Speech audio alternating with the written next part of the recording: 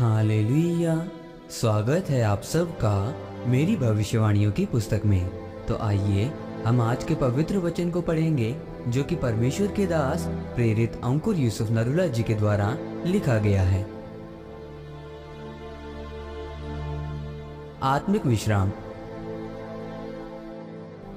जैसा कि पहला शमूएल अध्याय 30 उसकी 6 आयत में लिखा है, और दाऊद बड़े संकट में पड़ा क्योंकि लोग अपने बेटे बेटियों के कारण बहुत शोकित होकर उस पर पथराव करने की चर्चा कर रहे थे।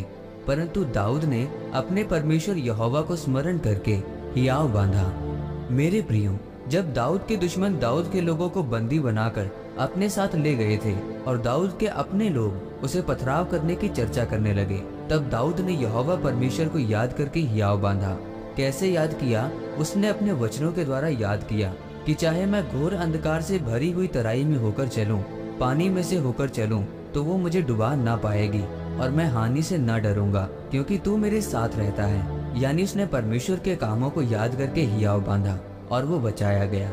वैसे ही जब आपके जीवन में परीक्षाएं आती हैं, विरोध होता है, या बीमारी आती है, या सताव आता है, तो अगर वो परमेश्वर की ओर से है तो आपको सबसे अधिक परमेश्वर का वचन चाहिए। और जैसे ही आप परमेश्वर के वचन को पढ़ते हैं तो आप ध्यान देते हैं कि आप अंदर से विश्राम को महसूस करते हैं। एक मसीही होने के नाते ये मायने रखता है कि आप अंदर विश्राम में हो। शैतान भी आपके खिलाफ वचन का प्रयोग करता है, और जब लोगों के अंदर वचन नहीं होता तो वो उसकी बातों पर विश्वास कर लेते हैं, और बहुत से लोग परमेश्वर की योजना समझ नहीं पाते और परमेश्वर से दूर हो जाते हैं। आपको यह बात समझने की जरूरत है, खास करके पास्टर को, जब वो सेवा में होते हैं, अलग अलग तरह की परीक्षाओं में से, सताव में से गुजरते हैं, तो उन्हें एक ही चीज चाहिए, वो है परमेश्वर का वचन। ऐसा करके आप विश्राम में जाते हैं, और जब ये विश्राम आपके जीवन में या आत्मा में नहीं जाता है तो बाइबल कहती है कि आप बड़े बड़े काम नहीं कर सकते हैं। मेरे प्रियो, जब आप विश्राम में नहीं होते हैं तो आप घबराए होते हैं, क्योंकि जब आप बाहर की दुनिया की खबरें सुनते हैं तो आपका अंदर का विश्राम कम हो जाता है। और जिस दिन आपका विश्राम खत्म हो जाता है, परमेश्वर आपको इस्तेमाल तो करता है, लेकिन बड़े कामों के लिए वो आपको इस्तेमाल नहीं करता, क्योंकि परमेश्वर आपको बड़े कामों के लिए इस्तेमाल करने के लिए विश्राम में देखना चाहता है।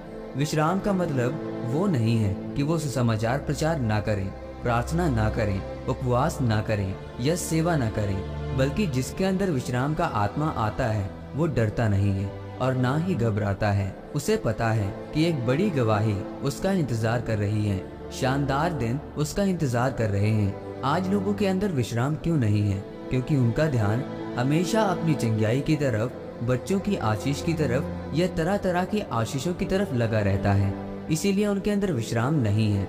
आज अगर आप भी परमेश्वर से आशीषों को चाहते हैं और बड़े बड़े कामों को करना चाहते हैं तो आपको अपने आप को विश्राम में रखना होगा। आमीन। आइए इस प्रार्थना को आप मेरे साथ एक मन होकर करें। सर्वशक्तिमान परमेश्वर, इस वचन के लिए मैं आपका धन्यवाद करता हूँ और प्रार्थना करता हूँ कि आप मेरे अंदर से दुनियावी बोझ को निकालकर मुझे आत्मिक विश्राम को दें, ताकि मैं आपके कामों को कर सकूं। प्रभु यीशु मसीह के नाम में आमीन। परमेश्वर आप सबको आज के वचन के ऊपर मनन करने के द्वारा आशीषित करे। आमीन।